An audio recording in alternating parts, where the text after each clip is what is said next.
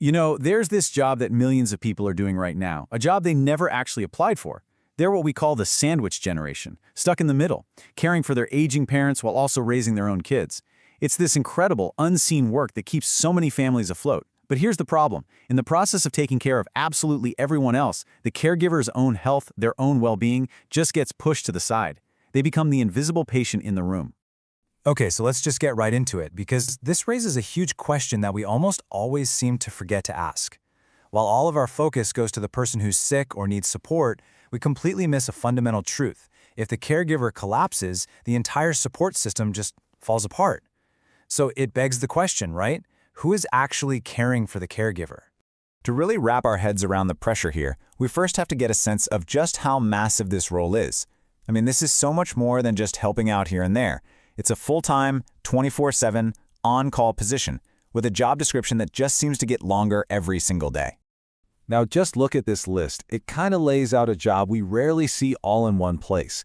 A caregiver is a part-time nurse, a chef, a chauffeur, a financial planner trying to figure out medical bills, and a fierce advocate in a really complicated healthcare system. Oh, and on top of all that, there are 24/7 emotional support hotline. There are no shifts, no weekends off, especially when you're trying to juggle a parent's doctor appointments with your kid's soccer practice. This constant, relentless demand, well, that's exactly what paves the road to burnout. So this is the most important thing to understand. Caregiver burnout is not a sign that you're weak or that you don't care enough. Not at all. It's a totally predictable, totally human response to a situation that is just not sustainable. You can think of it like a candle that's simply run out of wax. It's giving everything it has to give light. Burnout is what happens when you pour every ounce of yourself into someone else without having the support or the resources to fill yourself back up. Burnout doesn't just happen overnight. It's this slow, creeping process that pretty much always starts from a place of love and the best intentions. So let's take a look at this path, this journey from deep compassion to total exhaustion. A journey so many caregivers find themselves on without even realizing it's happening. This really breaks down the progression so well. So it starts with this burst of high energy, right? You're driven by purpose, but you're already starting to skip your own meals or lose sleep. Then the stress starts to creep in. You get more irritable, you're tired all the time, you just feel completely overwhelmed. Pretty soon, that becomes chronic exhaustion. You're getting sick more often, and finally, you just hit a wall. You disengage. You might feel emotionally numb or even feel flashes of resentment, which of course immediately kicks off this huge wave of guilt. It's just a brutal cycle. And this is the paradox, the thing we really have to get. Burnout isn't the opposite of caring, it is a direct result of it. It's what happens when this deep love and commitment crashes into an unsustainable level of demand without enough support. It's a sign that you cared so much, you literally pushed yourself past your own human limits. So what's really fueling this fire? Well, it's a few key things. First, there's role confusion. One minute you're a daughter, the next you're a nurse, and those lines get really blurry. Then you've got these unrealistic expectations from ourselves and sometimes from others that we should be able to do it all by ourselves. And then there's that feeling of having absolutely no control over the illness, over the finances, and over a schedule that is just bursting with responsibilities, from work to kids to care.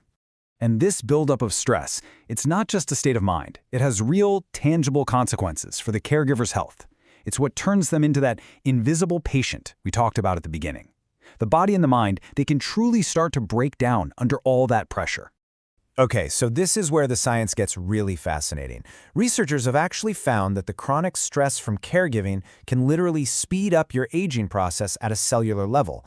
Your DNA has these little protective caps on the ends called telomeres, kind of like the plastic tips on your shoelaces. Well, stress basically frays and shortens them faster, which is a measurable sign that your body is aging more quickly. And you can feel this happening in your day-to-day life. The body's defenses just get worn down.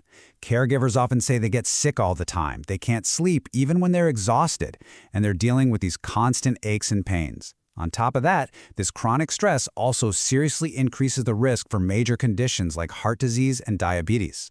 And the psychological toll is just as rough. As you can see here, anxiety and depression are incredibly common for caregivers. There's often this crushing weight of guilt, feeling like you're not doing enough or feeling guilty for having negative thoughts. And the role itself is just profoundly isolating. It can cut you off from your friends, your hobbies, the very support systems you need, because there is simply no time left in the day. And this brings us to the most sobering reality of all. This quote really highlights the ultimate price of burnout. The stress can be so profound that in the most extreme cases, the caregiver's health completely fails, sometimes even before the person they've dedicated their life to caring for. So, okay, the stakes are clearly incredibly high. What can possibly be done? Well, the solution really starts with a huge shift in mindset. It's that classic airline safety instruction. You absolutely have to put on your own oxygen mask first before you can effectively help anyone else.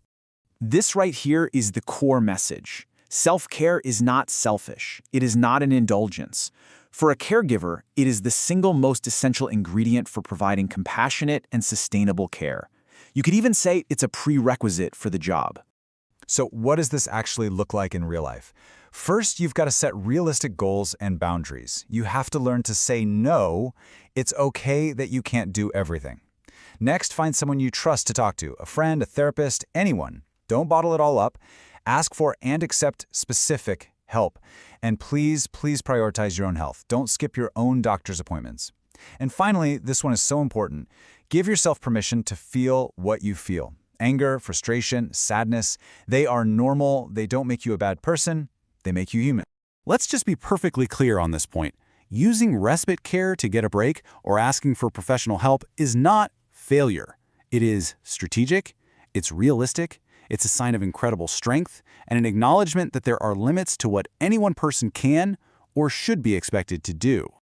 And that brings us to the final and maybe most crucial part of this whole story. Preventing caregiver burnout is not just the caregiver's responsibility. It's a collective responsibility. It's on all of us, as friends, as family, as a community. This slide just nails the difference between good intentions and actual meaningful help. We've all said it, right? Let me know if you need anything. It comes from a good place, but it puts another job on the caregiver's to-do list. Now they have to figure out what they need, get over the guilt of asking, and then reach out. Real, meaningful support is specific. It offers a clear, simple choice. I can bring dinner on Tuesday, or I can stay for 2 hours on Saturday. What would be better for you? See, that removes the entire mental load of planning and asking. So here's a little checklist of things that genuinely truly help. Offer to run a very specific errand. Schedule a regular call just to listen, not to offer solutions, just to listen. Help them research resources, because honestly, who has time for that? Bring over a meal. The goal isn't to solve their entire problem, it's to take just one small thing off of their impossibly full plate. Trust me, these simple actions are absolute lifelines. Look, at the end of the day, caregiving is a universal human experience. It's going to touch every single one of us in some way, either as a caregiver, as someone needing care, or as a friend standing by. So the real question isn't if we'll face it, but how we'll respond when we do. How will we choose to see and value and actively support the caregivers in our own lives so they never have to become that invisible patient?